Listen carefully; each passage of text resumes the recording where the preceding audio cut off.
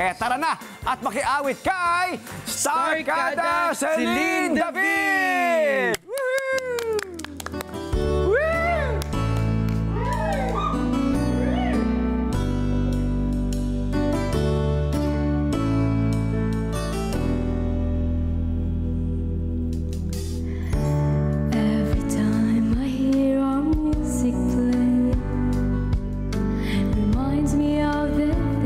That we've been through.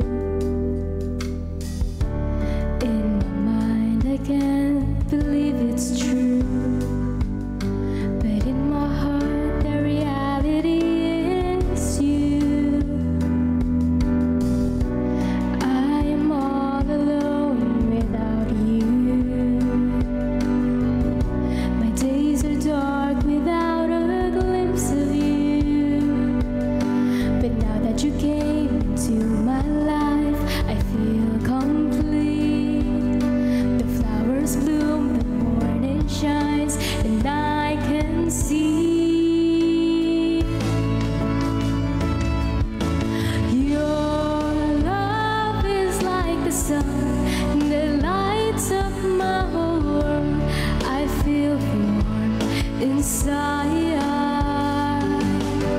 Your love is like the river that flows down through my veins. I feel the chill inside. Your love, your love, your love, your love is like the river that flows down through my veins. I feel the chill inside.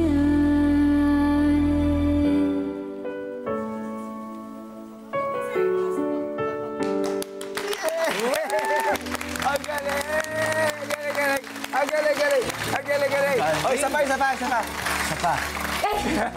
Para pa kasi sa Celine David, ang kanyang ating Starkada. Kasama ni Juan Atienza, syempre. Guys, ang galing ha. Bilang first time mo rito sa Love Talk Dependent Everything, kailangan makilala namin ikaw. At syempre si Juan ng maigi. Yes. Ayan ha. O, magbigay ka nga, Celine, ng... ang galing kumanta ni Celine. Ito, si Juan magaling sumayaw. Dapat mag-sample ka rin ha. Ayan. O yan, Juan, sample. Music ka dyan. Ayun o. Oh, music. Music, aba? Kantahin ko yung Your Love, sayawin mo. Hindi, yung ano, waka-waka. Waka-waka. Oh, isipin mo na may waka-waka. Waka waka ma waka waka. Ang galing! Ang galing. Talagang napaka-talented ang ating mga Starkada. Kaya kailangan magkilala natin sila na maigi. Okay, Celine, magbigay ka nga please ng 3 pang mga bagay na paborito mong gawin bukod sa pag-awit. Marunong po mag-drawing. Drawing? Sumasayaw po. Sige. Mahilig din po ako magluto. Magluto? Po. Ano niluluto mo? Dessert o yung mismong ulam na ulam? Sometimes dessert po, nagbe-bake po ako, and sometimes yung savory din po. Wow, savory rin. Like chicken teriyaki. Chicken teriyaki. Nasaan na? Sample. Magdala kaya ako? Magluto. Huwag mo na tanongin sarili mo. Gawin mo na, please. Gutom na kami. Gutom na kami. Dalan ko po kayo. Ayan, yes. Alam ko, narinig nyo yan, ha? Narinig mo yan, ha? Narinig namin yun, Celine. Wala nang bawian. Kay Kuya Talipe. Aba,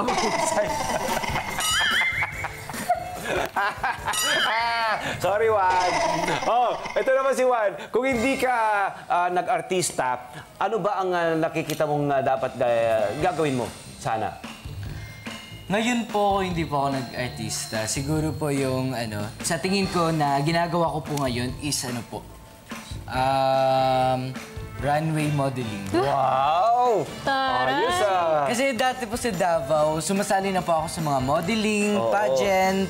Kaya minsan po serenade. Nagsiserenade po ako sa mga pageant and yun po. Ang galing ha. So bata pa kayo talaga ng mga, bukod sa pag-aaral nyo, mga nag-aaral pa mga ito ha. At bukod sa inyong pag-aaral, pinapagsasabay nyo ang mga ganitong mga projects na ito. Kasi napaka-importante po ng pag-aaral. Huwag po natin yan kalimutan.